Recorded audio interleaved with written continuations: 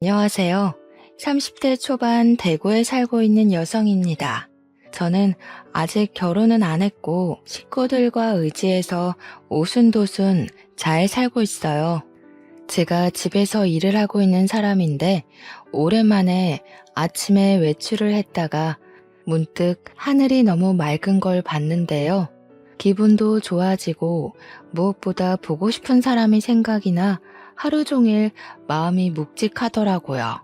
잠깐의 외출로 생각난 그리운 사람이 제 머릿속을 떠나지 않아 글로 추억해 보려 합니다. 제 말도 안 되는 사연 한번 들어보고 가주세요. 저는 어릴 적 부모를 잃고 8살 차이 나는 언니와 함께 친척 집에서 컸어요. 친척들은 부모 없는 저희를 불쌍하게 봐주어 걷어주었고 저랑 언니는 부모님이 왜 돌아가셨는지 알지도 못한 채 그렇게 성인이 되었습니다. 부모님이 돌아가신 건 저희가 굳이 묻지 않기도 했어요. 모두가 알아봤자 슬프기만 할 거잖아요. 그렇게 친부모님은 우리 기억에서 거의 잊혔고 저희가 효도를 해야 할 분들은 우리를 자식처럼 키워주신 이모와 이모부였습니다. 이모랑 이모부는 자식이 없어서 우리를 더 좋아해줬어요. 이모 부부는 두 분 다 약사였던지라 부부 약국을 운영하셨습니다. 규모가 작은 약국이긴 했지만 그 동네엔 약국이 그것뿐이라서 운영이 잘 된 편이었죠. 저희는 이모 부부의 재력 덕분에 어렵지 않게 자랐어요. 부모님이 안 계시면 되게 힘든 여생을 보내는데 다행히 저희는 마음 좋은 이모 부부의 덕을 크게 봤습니다. 언니도 저도 하고 싶은 걸 하면서 컸는데 언니는 워낙 범생이라서 대기업에 한 번에 입사를 했어요. 언니는 대학을 졸업하자마자 돈 잘 버는 직장인이 되었습니다. 그런 언니는 제게 롤모델이나 다름없는 존재였지만 따라가기엔 제 의지가 한참 모자랐어요. 저는 하고 싶은 게 없어서 그저 사는 대로 대학을 졸업했고 집에서 쉬다가 평범한 회사원이 될 뿐이었습니다. 하지만 제게는 저만의 신념이 있었어요. 직장이 중요한 게 아니라 직장에서 번 돈으로 내 취미 생활을 하는 것에 더 중점 두고 싶었기에 크게 직업엔 관심 없는 편이었죠. 사실 언니도 돈 버는 것에 목적이 있어서 대기업을 목표로 들어간 겁니다. 언니가 되고 싶었던 건 돈을 많이 버는 사람이 되는 거였거든요. 그러니 어쩌면 우리 자매는 꿈보단 각자의 현실을 쫓는 사람이었다고 보는 게 맞을 듯 하네요. 언니 얘기를 더 해보자면 언니는 공부쟁이에다가 자기가 원하는 목표면 반드시 도달하려 피땀 흘리는 노력파였어요. 그래서 저는 솔직히 언니가 결혼 안 하고 자기 투자에만 욕심내며 살 줄 알았습니다. 저희는 각자 직장으로 통근을 하고 있었는데 정말 평소와 다름없던 어느 날 언니가 결혼을 하겠다고 발표를 하더라고요. 그날 저 진짜 많이 놀랐습니다. 학교 다니면서 한 번도 언니가 연애하는 걸 본 적이 없었는데 어느 사이에 남자친구를 만들어서 그렇게 깊은 사이까지 갔는지 좀 많이 신기했어요. 공부 괴물인 줄만 알았는데 언니도 사랑에 움직이는 사람이구나 싶어 인간미도 느꼈죠. 이모랑 이모부도 마찬가지였습니다. 사람답게 사는 저와 달리 항상 제 할 일 아니면 잘 웃지도 않던 언니가 결혼을 한다니 아주 관심 있게 눈을 빛내셨어요. 언니한테 조심스럽게 형부될 사람에 대해서 질문을 했죠.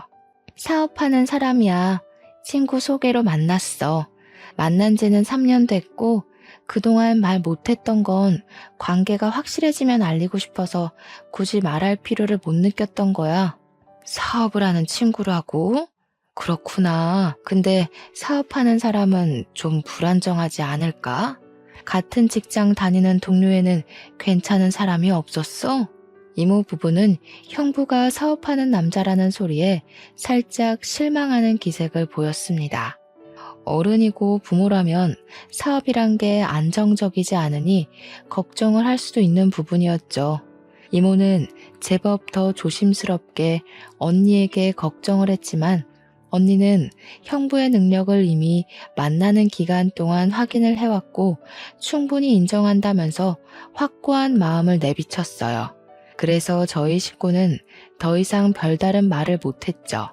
언니는 워낙 똑부러지고 혼자서 잘하고 잘 사는 사람이기 때문에 결혼도 잘할 거라 우리 식구들은 그렇게 생각했습니다. 언니의 안목까지 믿었던 거죠. 그러나 똑부러진 언니도 실수를 할 수 있는 사람이라는 걸 이번 경험을 통해 알았어요. 아직도 그날의 언니만 생각하면 마음이 찡하게 울립니다. 저희 식구 앞에서 처음으로 환하게 웃으며 행복하게 집을 떠났던 언니는 결혼 생활을 시작한 지 불과 2년 만에 싸늘한 주검이 되어 우리 곁으로 돌아왔어요. 영안실에서 언니를 마지막으로 본 그때의 모습이 또 한 번 제 뇌리를 지나가네요. 당시 형부한테서 언니가 스스로 극단적인 선택을 했다는 소식만 전달받고는 아무런 앞뒤 상황 전혀 모른 채 장례식장으로 달려갔었습니다.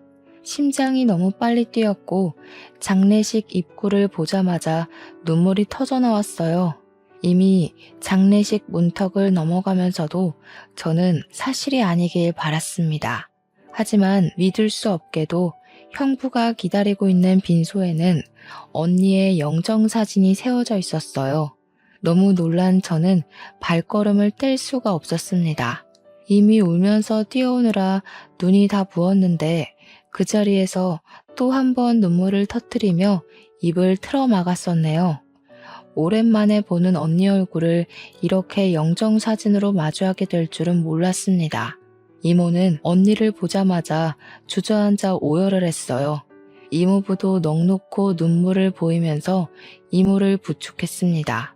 이모가 언니 사진 앞에서 언니 이름을 부르짖으며 바닥을 길 때 그 옆에서 사돈 식구들은 아무 말도 하지 못하고 그저 침묵만 유지하고 있었어요. 그때 비통하게 통곡을 하던 이모는 눈물이 곧 분노가 되어 이모부를 뿌리치고 자리에서 일어났어요. 다짜고짜 형부에게 달려들어 멱살을 잡았습니다. 이게 뭐야? 자네가 말해보게. 우리 혜인이가 왜 이렇게 된 거야? 내 딸 평생 행복하게 해준다고 하지 않았어? 대체 왜 우리 혜인이가 저기 있는 거냐고? 죄송합니다. 평소에 직장일 때문에 스트레스가 많았는데 제가 못 살폈어요. 정말 죄송합니다. 죄송하다는 말밖엔 드릴 말씀이 없네요. 우리 애가 자네를 얼마나 믿었는데, 잘 웃지도 않던 애가 결혼한다고 얼마나 행복해했는데 왜 우리 애가 저렇게 될 동안 아무것도 못했어, 왜? 언니가 말을 안 해서 저희 식구는 전혀 모르고 있었습니다. 형부 말에 따르면 언니가 결혼 생활과 직장 생활의 병행을 잘 적응 못해서 크게 힘들어했다고 하는데 상상도 못했어요. 언니는 펜으로 허벅지를 찔러가며 밤새 수능 공부를 할 때도 대기업 합격을 위해 대학과 학원을 병행하고 인터넷 강의까지 들으며 시간을 보냈을 때도 힘든 기색 하나 없었던 사람이에요. 쉬엄쉬엄 하라는 이모 말에도 체력이 남아 돈다며 오히려 이모랑 이모부의 걱정을 안심시켜주던 언니였습니다. 그런데 직장 다니면서 결혼 생활에 적응을 못해 극단적인 선택을 했다뇨. 그럼 직장이 힘들었다는 걸까요? 결혼 생활이 힘들었다는 걸까요? 강철 언니를 무너뜨리려면 어떤 영역이 얼마나 힘든 강도였다는 걸까요? 언니는 형부와 지내는 동안 시름시름 앓으며 간간히 안색이 안 좋은 게 보였는데 형부가 물어도 괜찮다고만 해서 형부도 그러려니 넘겼다고 했어요. 그러다 언니가 극단적 선택을 한 당일 주말 아침에 형부가 한 번 더 언니 안색을 걱정했고 병원 가자고 권유도 했다고 했습니다. 그때 언니는 그냥 아침 공기 좀 쐬고 오겠다고 집을 나갔을 뿐이고 그 이후 저녁까지 들어오지 않았다네요. 형부가 걱정이 돼서 뒤늦게 연락을 했지만 언니 폰이 집에 있다는 것도 그때쯤에 알았다고 했어요. 그래서 경찰에 신고를 했던 거고 언니가 주검이 되어 돌아왔다고 했습니다. 언니에게 그런 고충이 있는 줄도 모르고 그저 언니가 괜찮다고 하면 진짜 괜찮은 줄 알고 넘겼던 지난 과거까지 후회가 되었어요. 언니를 존경하기만 했지 단 한 번도 언니에게 위로를 줘야겠다는 생각은 못 해봤습니다. 제가 언니에 대한 관심이 부족해서 점점 시들어가는 언니를 일찍 발견해주지 못한 게 너무 미안했어요. 자라면서도 외롭게 공부랑 다투며 사람과의 추억도 제대로 못 쌓았던 우리 언니. 그런데 마지막 가는 순간까지도 누구 하나 손잡아주는 사람 없이 그렇게 홀로 쓸쓸히 갔네요. 하나밖에 없는 내 사랑하는 언니가 너무 불쌍해서 그날 빈소에서 참 많이 울었습니다. 사람이 울다가 죽을 수도 있다는 걸 느꼈을 만큼 고통스럽게 울었어요. 이모는 3일 내내 빈소를 떠나지 않고 자책을 했어요. 밥도 안 먹고 언니 사진만 바라보면서 자신이 조금 더 엄마처럼 품어줬다면 이렇게까지 슬픈 선택은 안 했을 텐데 하면서 끊임없이 죽은 언니한테 용서를 빌었습니다. 발인 시기 오기까지 너무 짧은 시간이었어요. 사돈 어른들도 우리에게 면목이 없다면서 언니를 못 지켜줘서 미안하다고 하더군요. 올바른 애였으니까 좋은 곳에 갔을 거예요. 혜인이가 좀 똑똑한 아이입니까? 아마 그곳에 가서도 똑부러지게 잘 지내고 있을 거니 너무 자책은 하지 마셔요. 고맙습니다. 제가 너무 속상한 마음에 실언을 많이 했던 것 같은데 너그러운 마음으로 용서해 주세요. 그동안 우리의 좋게 봐주셨던 은혜 잊지 않을게요. 사돈 어른은 우리에게 언니 조의금이니까 자기네들은 손대지 않겠다고 선의를 베풀어 줬습니다. 그런 사돈 어른 마음에 고마워서 이모 부부는 같이 고생했는데 그럴 수가 있냐며 조의금에서 반을 내드렸어요. 그리고 사돈 댁과는 그렇게 연이 끊어질 줄 알았어요. 기회가 되면 웃는 얼굴로 다시 만나 밥 한 끼 정도 하자고만 하고 서로의 건강을 기원하며 작별 인사를 했습니다. 근데 언니가 죽고 일주일도 안 돼서 저희는 조금 당황스러운 사실을 직면하게 되었어요. 전혀 몰랐는데 언니 밑으로 빚이 수억이나 딸려 있다는 걸 알았습니다.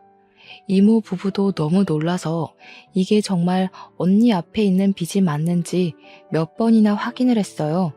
여보, 우리 혜인이가 이럴 애가 아닌데 어떻게 된 거지? 이렇게 무턱대고 돈을 빚낼 애가 아닌데 무슨 일 있었던 거 아닐까? 이상하긴 하다. 우리가 주는 용돈도 교재 사는 거 아니면 손도 안 대던 앤데 박서방은 뭐 아는 게 있으려나? 많이 이상했습니다. 이모 말대로 언니는 절대 빚을 낼 사람이 아니에요. 근데 대체 뭐가 아쉬워서 이렇게나 큰 돈을 빚냈던 걸까? 형부도 사업을 하고 있었고 언니도 대기업 팀장으로 승진해 돈도 더 많이 벌고 있었는데 말이죠. 또 집이 없는 것도 아니고 애가 있는 것도 아니었는데 대체 왜 이렇게 많은 빚을 낸 건지 아무리 고민해도 이해가 안 되었습니다. 언니가 워낙 자기 얘기를 안 하니까 이래저래 추측도 어려웠어요. 그러나 우리 식구가 몰랐던 고충이 있는 건 확실한 것 같더라고요. 단순히 직장과 결혼 생활 병행 때문만은 아닐 수도 있겠다 싶은 생각이 들었어요. 그래서 한날 제가 형부한테 전화를 걸었습니다. 형부, 언니가 직장 일이랑 결혼이랑 같이 감당하는 걸 힘들어했다고 했잖아요. 혹시 언니가 투잡 준비하고 있었어요? 언니 밑으로 빚이 13억이나 있더라고요. 알고 계셨나 해서요. 오, 그래? 몰랐는데? 세상에나 13억 적은 돈 아닌데 언제 그렇게 큰 돈을 빌렸지? 그것 때문에 그렇게 얼굴빛이 안 좋았구나. 아니, 어쩌다가 그렇게 많은 돈을 빚냈대? 모르겠어요.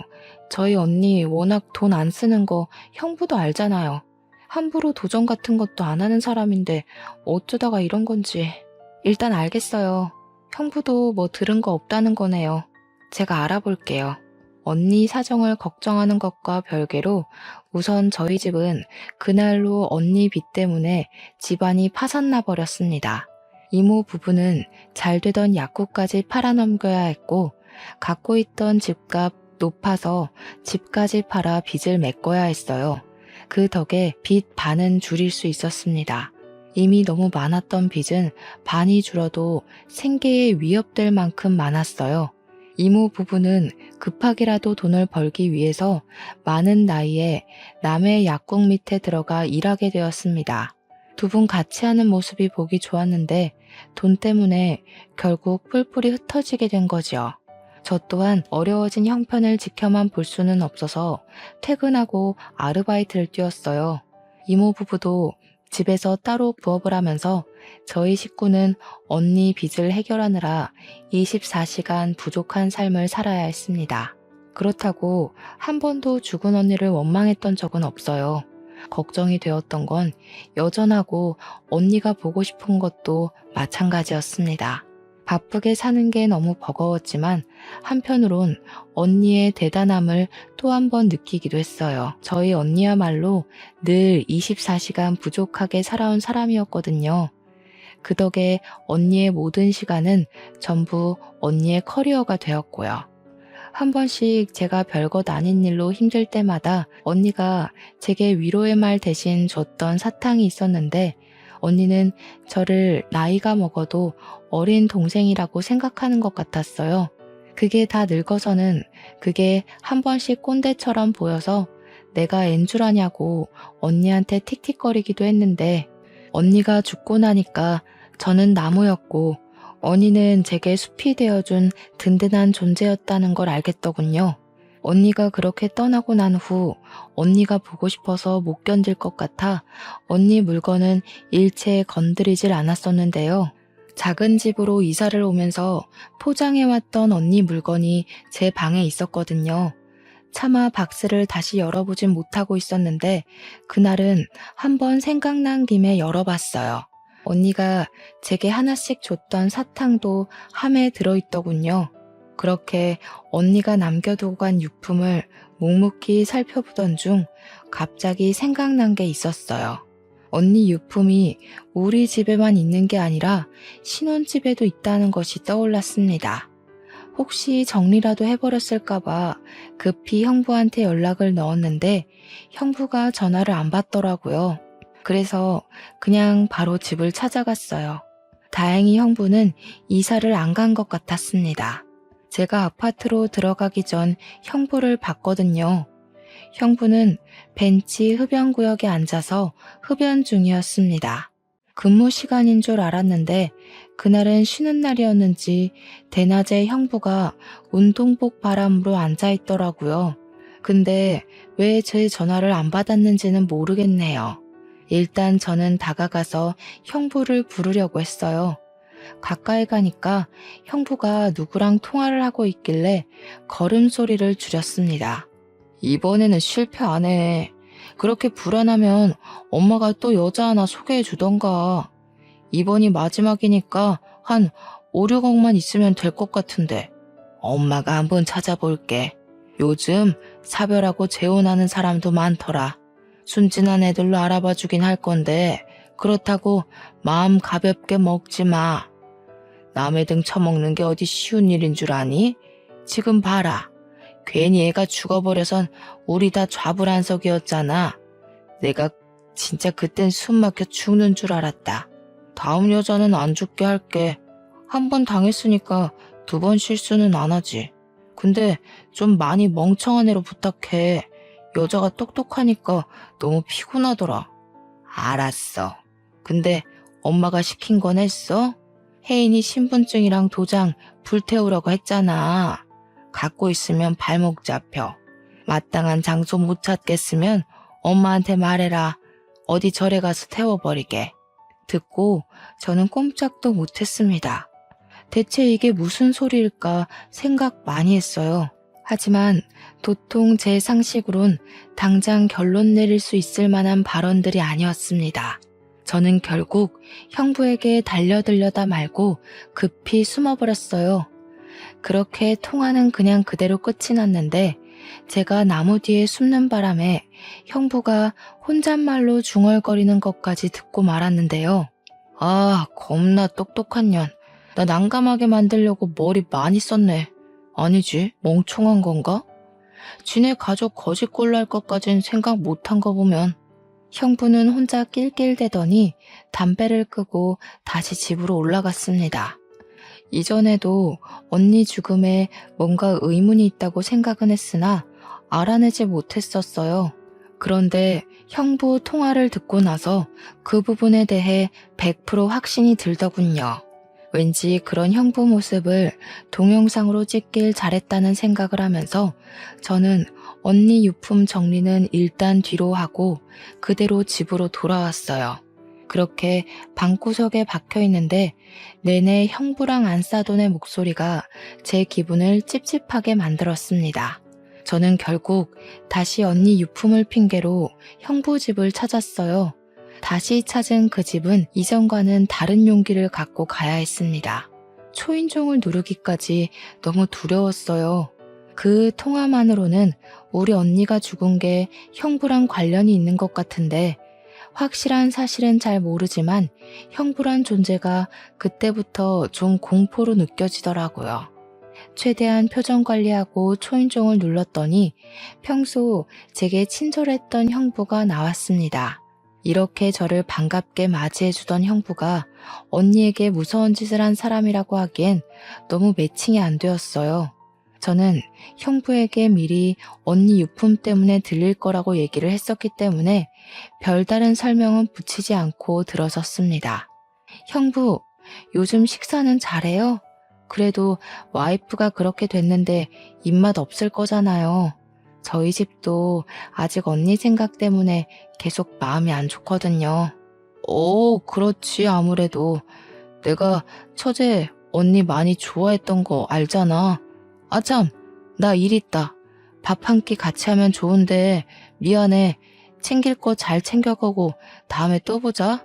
형부는 뭐 책 잡힐 것 같기라도 했는지 갑자기 일이 있다는 핑계를 댔습니다. 그리곤 도망치듯 집을 나가버렸죠. 그 행동이 수상해 붙잡고 싶었던 걸 겨우 참았어요. 오히려 그때는 형부가 곁에 없는 게 나았으니까요. 저는 그때부터 언니의 필요한 물건만 빼내면서 은근히 집을 뒤졌습니다. 다행히도 형부가 언니 물건에는 아직 손을 안 댄 것 같았어요. 아예 안방을 쓰질 않는 건지 썰렁하기도 했습니다. 이곳저곳 돌아다녔던 저는 옷장을 뒤지다가 뭐 하나를 발견했어요. 그건 언니가 늘 습관처럼 쓰던 가계부였죠. 그런데요, 제가 그걸 펼쳐봤다가 아주 당황스러운 걸 목격했지 뭡니까. 언니 가계부에 결혼 생활을 시작하고 2개월부터 해서 언니 죽음 직전까지 정신병원 방문 기록이 적혀 있더라고요. 그리고 그 페이지들 사이에는 우울증 진단서까지 꽂혀 있었습니다. 형부 말대로 직장과 결혼 생활 병행이 힘들어서 그랬던 걸까요? 대체 무슨 일을 겪었길래 병원을 갔을 정도로 정신질환까지 앓았던 걸까요? 그렇잖아도 언니 죽음에 의심을 품고 있는데 언니의 사망 당월 페이지에 남편과 사돈댁이 죽이고 싶게 밉다는 짧은 문구까지 적혀 있는 걸 보고 또 형부의 통화 내용이 떠올랐습니다. 이거 이대로 넘어가면 안 될 일이구나를 직감했어요. 저는 일단 언니 병원 진단서에 적혀있는 병원을 찾아갔습니다. 그리고 언니랑 상담했던 의사를 찾았죠. 의사에게 언니의 사망 소식을 알리자 참담한 표정을 지으며 많이 속상해하더라고요. 도대체 언니가 결혼이랑 직장 때문에 얼마나 힘들어했던 거예요? 어느 부분에서 힘들었대요? 꼭 좀 말씀해 주세요. 아무래도 저희 언니가 직장이랑 결혼 힘들다고 그렇게 갈 사람은 아닌 것 같아서요. 그게 무슨 소리예요? 혜인 씨가 그렇게 말씀하시던가요? 아니요, 형부한테서 들었어요. 사돈 쪽에서 전부 언니가 그렇게 갔다고 얘기해 줬거든요. 역시 아닌 거죠? 도대체 언니한테 무슨 일이 있었던 거예요? 제 입에서 형부 소리가 나가니 의사가 얼굴색이 싹 변하면서 사색을 표현했습니다. 그러면서 의사가 아무래도 확실히 우리 언니가 억울하게 생을 마감한 것 같다고 솔직하게 있었던 일들을 말해주었는데요. 그 내용은 너무나도 충격적이었고 다시금 떠나간 언니를 떠올리게 했습니다. 그리고 그 자리에서 저를 또 울게 만들었죠. 의사 말은 이랬습니다. 형부가 결혼을 하고 한 달 만에 하던 사업을 접고 다른 사업을 시작했대요. 그 사업이 심심하니까 금방 접고 다시 다른 걸 시작했고 또 접고 또 시작하고를 반복하며 살았다고 했습니다. 어떻게 형부가 돈 많이 드는 사업을 금방 하고 금방 접고 할 수 있었냐 하면 이게 바로 저희 언니 죽음과 관련이 되어요. 형부가 언니 몰래 언니 이름을 달고 돈을 빌렸기 때문이었죠. 하지만 똑똑한 언니한테 형부는 머지않아 그 사실을 바로 들켰다고 했습니다. 근데 언니가 그걸 그냥 넘어갔대요. 그 돈이 무려 15억이나 되었다고 하셨습니다. 그러니까 형부가 철딱서니 없는 애처럼 이런저런 사업에 손 담가볼 때 언니 혼자서만 집안 생활비부터 형부가 달아놓은 빚을 대신 갚아갔다는 겁니다. 그것 때문에 언니랑 형부랑 하루가 멀다 하고 싸우기까지 했는데 그 와중에 형부는 잘한 것도 없으면서 자존심 상한다고 언니에게 손찌검도 했었다네요. 의사가 처음에는 신고하자고 언니를 설득했대요. 그런데 언니가 우리 집에 알려지면 자기가 짐이 되는 격이니 그게 싫어서 버틸 때까지 버틴 거라고 하더군요. 그게 골마서 결국 우울 증세로 이어졌고 그렇게 참았던 게 2년이라고 했습니다. 언니는 실제 중증 우울증 환자였다고 합니다. 중증 우울증 환자는 언제 목숨을 포기해도 이상하지 않을 증세거든요.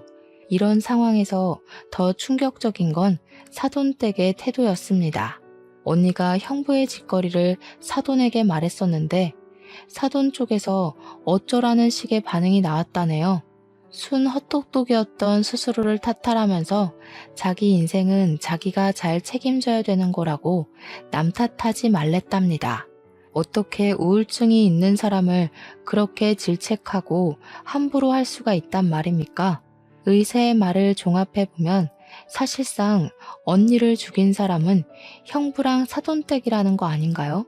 언니가 우울증인 거 알았다고 하는데도 그런 사람을 방치하고 빚만 내서 죽음에 이르게 한 거잖아요. 우리 언니가 왜 죽었는지 다 알고 있었으면서 뻔뻔하게 장례식에서 눈물을 보였던 거예요. 저희 손을 잡으면서 언니가 좋은 곳에 갔을 거라고 얼굴에 철판 깔고 위로하던 사돈들 모습이 떠오르자 저는 참을 수 없이 화가 났습니다. 모든 걸 알고 주체할 수 없을 만큼 화가 난 저는 이대로 둘 수 없어 당장 법조인을 찾아갔어요. 의사 동의를 받고 녹음했던 내용을 들려주며 상담을 받았습니다. 인감도장이나 신분증을 훔친 사실을 입증할 수 있으면 사기죄와 사문서 위조죄로 고소할 수 있다고 하길래 저는 형부랑 안사돈이 통화하던 영상을 보여줬어요. 다행히 증거 채택이 가능할 것 같다고 하더군요. 그리고 저는 이 사실을 이모 부부에게 전달했어요. 이모 부부도 저처럼 꽤나 충격 먹으면서 머리 끝까지 화를 냈고 불쌍한 우리 언니가 생각나 눈물을 보였습니다. 내가 이놈들 싹 다 죽여놓을 거야. 어떻게 사람이 그렇게까지 버러지 같을 수가 있어? 그래놓고 우리 딸 조의금까지 받아가? 우리 혜인이 어떡하니? 불쌍해서 어떡해? 내가 정말 그놈들 머리털을 싹 다 뽑아버려야지. 우리 딸 억울하게 간 만큼 똑같이 울게 만들 거야. 지옥이 뭔지 내가 보여줘야겠어. 그렇게 저희는 무작정 사돈 어른이 일하고 있다는 부부 심리 상담센터를 찾아갔어요.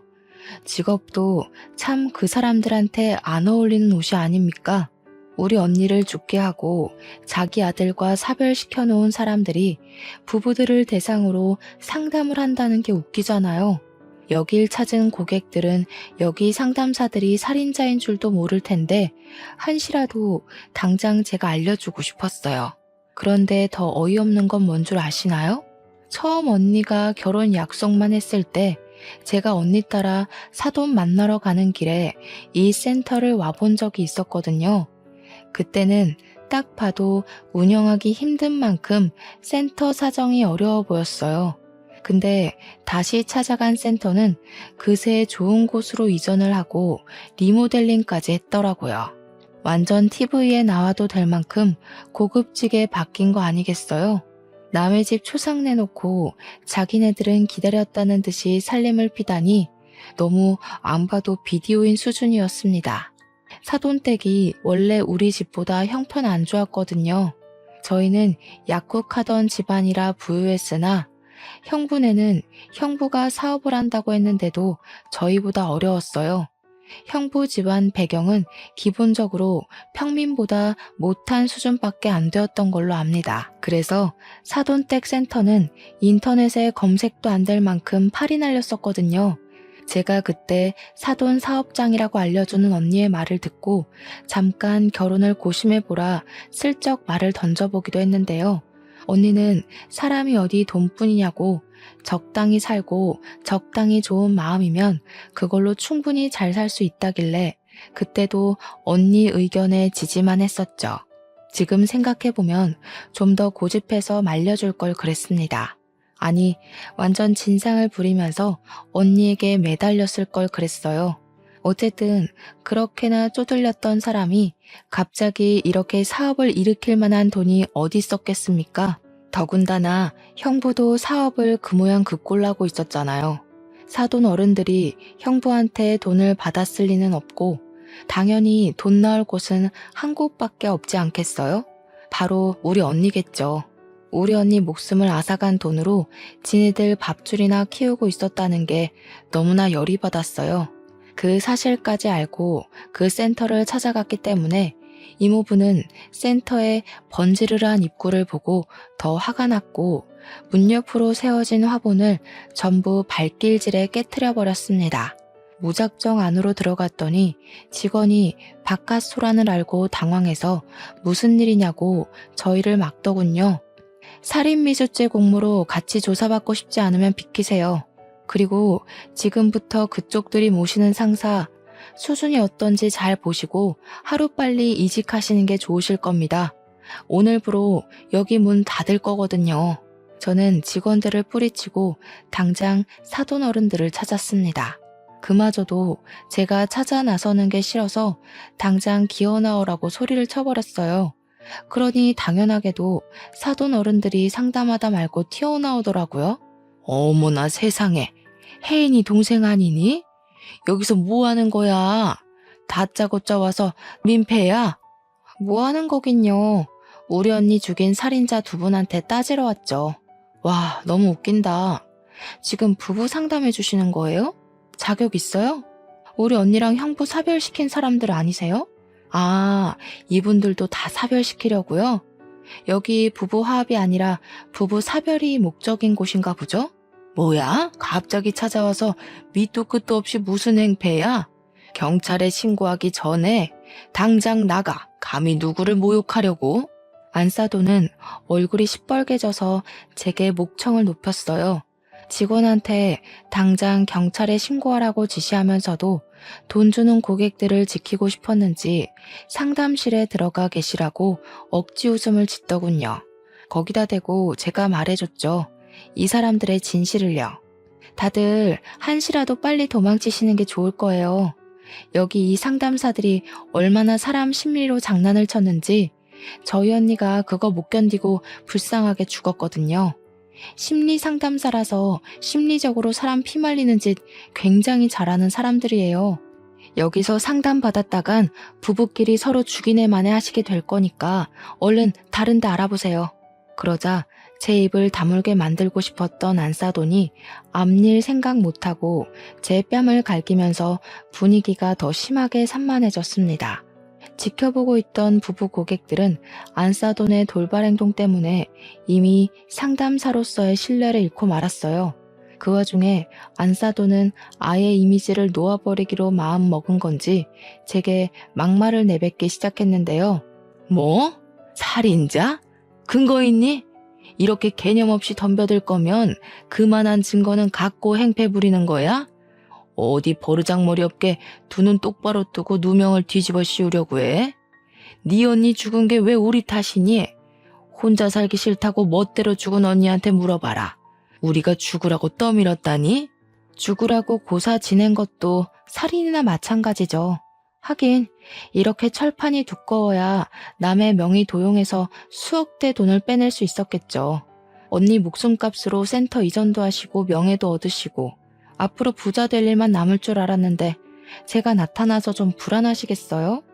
오죽했으면 사람도 많은데 제 뺨을 치셨을까. 얼마나 급하셨길래 그래요? 당장 나가. 네 언니 눈깔도 꼴도 보기 싫어서 잘 죽었다 싶었는데 어디서 똑같은 눈깔을 달고 와가지고 내 피를 말려? 내 센터에서 나가라고. 안사돈의 대사는 저보단 듣는 고객들에게 더 충격을 주었던 것 같습니다.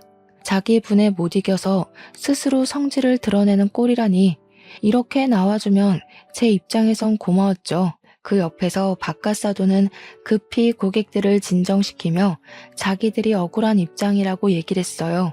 그러면서 나중에 홈페이지에다 상세 사과문 올릴 테니 집으로 돌아가 달라 부탁하고 있었습니다. 그러자 이모부는 역 같은 소리 제발 좀 그만하라고 바로 바깥사돈 멱살을 잡았어요. 감히 남의 집 귀한 딸 데려가선 시체로 돌려줘? 당신들이 그러고도 사람이야? 어떻게 사람을 죽여놓고 시치미를 뗄 수가 있어? 대체 우리가 뭘 했다고 이래요? 진짜 딸도 아니면서 오버하시네. 그 애가 왜 우리 때문에 죽어요? 쟤 혼자 나가서 죽은 거지. 말은 똑바로 해요. 사람들이 오해하잖아요. 선을 넘은 바깥사돈 말에 이모부는 결국 참지 못하고 주먹을 날렸습니다. 그걸 안사돈이 나서서 말리려고 하길래 이모랑 제가 안사돈을 붙잡았어요. 이모는 안사돈이 언니까지 죽게 한 걸로 모자라 제게도 손을 댄 것에 화가 나서 안사돈 머리채를 잡고 바닥에 넘어뜨렸어요. 당신들이 내 딸 앞으로 빛내고 죽음까지 몰았잖아. 당신들 먹고 살 궁리하느라 내 딸이 죽어가는데도 방치했잖아. 근데도 뭐가 잘못됐는지 몰라? 우리 애가 당신들 입으로 자백한 녹음 다 가지고 있는데? 그 자리에서 저는 바로 녹음을 틀어주었습니다. 그랬더니 사돈도 놀랐지만 누구보다 충격받은 부부 고객들 놀라서 당장 환불 요청하기 시작했어요. 그러면서 고객들은 사돈 어른들한테 쌍욕을 했고 그렇게 살지 말라며 경고를 때린 뒤 센터를 나갔습니다. 밖에서 센터 건물을 사진으로 대량 찍는 것 같던데 아무래도 SNS에 후기를 올리려고 하는 것 같았어요. 그때 정말 타이밍 기가 막히게도 룰루랄라 놀러온 형부가 센터를 들렀다가 내부 상황을 보고 당황하더군요. 저랑 저희 식구들을 보면서 순간 찔리는 게 있는지 바로 도주를 했습니다. 저 사람이 우리 언니한테 가장 큰 가해자였을 텐데 이대로 놓칠 수가 있나요? 저는 형부를 잡기 위해 곧장 쫓아갔어요. 그런데 역시 여자의 몸으로는 좀 역부족이더군요. 할 수 없이 바로 경찰에 신고를 했지만 경찰이 오는데 10분이나 걸리는 바람에 이미 도주한 형부는 당장 잡지 못했습니다. 하지만 저는 형부와 사돈 가족들을 전부 사기죄로 고소 진행부터 했어요. 신고 접수가 되자마자 당연히 수사가 진행되었고 다행히도 언니가 쓰던 가계부, 언니 명의의 통장, 그리고 그들이 태웠다고 발언했던 언니의 도장과 신분증이 전부 증거물과 증언이 되어서 경찰에게 제출되었어요. 언니 신혼집 침대 밑에서 언니 휴대폰도 발견됐다고 하더라고요. 거기에는 언니랑 사돈댁과 형부랑 통화하면서 다퉜던 내용이랑 빚 가지고 신랑이 벌이는 정황들까지 전부 녹취록으로 남아 있었습니다. 녹취록에 담긴 언니 목소리와 강압적인 형부의 목소리는 아직도 잊히지 않을 만큼 정말 속이 상했어요. 형부는 언니 몰래 명의를 도용했다가 언니에게 들키고 나서는 사죄하긴커녕 더 과감하게 나왔더라고요. 언니가 자신보다 체격이 작은 걸 이용해 대출을 강요했고 협박까지 했다는 걸 그 녹취록을 통해 알 수 있었습니다. 그래서 형부에게 강요죄와 협박죄, 사기죄를 전부 물어 고소를 진행할 수 있었어요. 더불어서 우리 언니가 거절하지 못하도록 시댁에서 단체로 매출을 강요했다는 사실까지 밝혀졌는데 그 대출받은 재산을 전부 시댁을 위해 사용했다는 점에서 특수 협박죄로 형사처분도 가능했습니다. 형부는 결국 징역 5년의 처벌을 받게 되었죠. 직접적인 가해자는 형부였다고 하더라도 사돈 가족들에게는 죄가 없겠습니까? 우리 언니가 자살을 선택하도록 몰아간 죄를 반드시 묻고 싶었어요. 그래서 사기 공범죄로 형사 및 민사소송까지 진행했으나 언니가 시댁에 의해 대출 강요를 받았다는 직접적인 증거는 부족했습니다. 그래서 징역까지 안 되고 그저 200만 원의 벌금형으로 끝나고 말았죠. 하지만 저는 형부 하나만 골로 보낸 걸로 만족하지 못했어요. 우리나라 법이 그렇다는데 제가 법으로 뭘 더 할 수 있었겠습니까? 해서 저는 지역 카페와 맘카페에 이 사실을 전부 공표해 줬습니다. 우리 친언니를 죽음으로 몰아간 사돈이 현재 땡땡시에서 부부 상담센터를 운영하고 있다는 내용으로 우리 집 사정을 구구절절 상세히 기재했고 그걸 인터넷에 뿌려버렸어요. 물론 명예훼손을 받을 수 있겠지만 범죄자 가족 주제에 남의 부부관계를 상담해준다는 게 말이 안 되지 않습니까? 이 소식을 전해들은 카페 회원들은 다 같이 분노를 해주었습니다. 역시 엄마들의 힘은 대단한 건지 사돈댁 일이 소문나는 건 정말 삽시간이었어요.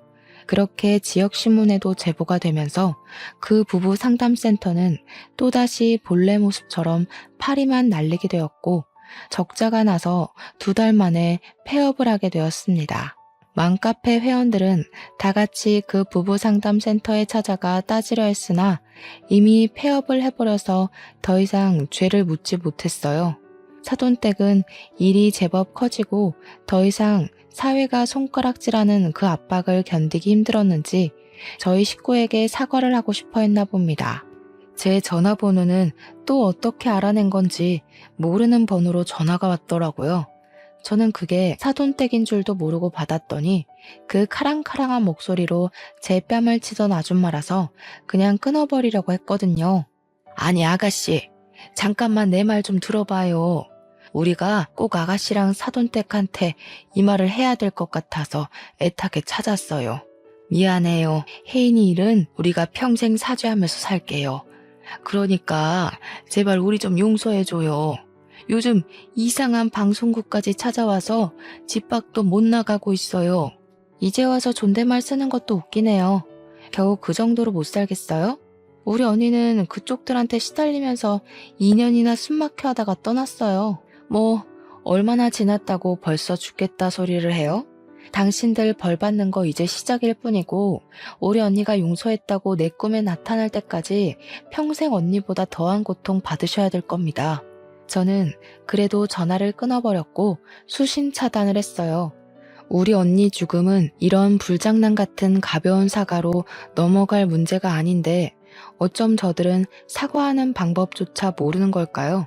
이게 사과로 될 문제라고 생각하는 수준조차 정말 답이 안 나오는 어른이지 않나 싶었습니다. 저는 이렇게 파렴치한 인간들이 벌을 받게 만들긴 했지만 언니를 잃은 상실감은 여전히 채워지지 않더군요. 제가 언니에게 조금 더 관심을 가지고 살았다면 이런 일이 안 벌어졌을까 싶으면서 뒤늦은 후회만 오더라고요. 우울증에 정신과 약까지 복용했는데 동생인 제가 몰라준 게 얼마나 한심합니까? 이렇게 한 달이 건넌 가족관계에도 발등 찍힌 것이 너무 억울하고 서러운데 우리 언니는 제가 아팠던 것보다 더 아팠겠죠. 모든 것이 다 정리가 된 그날 가장 큰 공허를 느꼈네요. 끝장을 봐서 다행이다 싶으면서도 이대로 그들에게 준 벌이 끝나버린 것이 싫기도 하는 이중적인 마음도 들었고요. 그냥 문득 언니가 보고 싶어서 이랬다 저랬다 하는 것 같습니다. 하늘에서 언니가 저를 꼭 지켜보고 있었길 바래요. 언니 보고 싶은 마음 하나가 제게 이렇게 큰 용기가 되었다고 제 마음의 소리를 들었기를 꼭꼭 바랍니다. 그래도 세월이 약이라는 말이 거짓은 아닌가 보더라고요. 언니가 세상을 뜨고 9개월이 지난 현재 주말마다 이모랑 이모부랑 등산에 취미가 생겨서 다니고 있어요. 등산할 때 체력적으로 힘이 드니까 딴 생각을 안 해서 좋더라고요. 특히 산 정상에 올라가면 마치 제가 힘들었던 순간순간들이 결국 다 수억만 가지의 경험 중 하나일 뿐이라는 생각이 들어요. 그만큼 언니가 보고 싶은 그리움과 슬픔보다는 언니와 좋았던 추억이 제 마음에 더 크게 자리 잡는다는 거죠. 저도 언젠가는 언니가 있는 곳으로 갈 운명이잖아요. 나중에 저희 식구들도 전부 언니 곁으로 갈 거고 우린 또 만나게 될 텐데 뭘 그렇게 그리워했을까 싶더라고요. 그래서 산 정상만 올라가면 항상 갈피를 못 잡던 제 마음이 좀 진정이 되어서 좋습니다. 그건 이모랑 이모부도 마찬가지라고 하네요. 여러분들은 꼭 결혼한 형제자매가 있다면 옆에서 끊임없는 대화를 해줌으로써 우리 언니 같은 불상사가 일어나지 않도록 잘 대처했으면 해요. 속상하게도 가족의 소중함은 이들이 떠나야만 더 크게 느껴지지만 우리가 끊임없이 되새긴다면 충분히 후회되지 않게 표현할 수 있다고 생각합니다. 지금까지 제 사연 관심 있게 들어주셔서 감사합니다. 늘 행복하세요.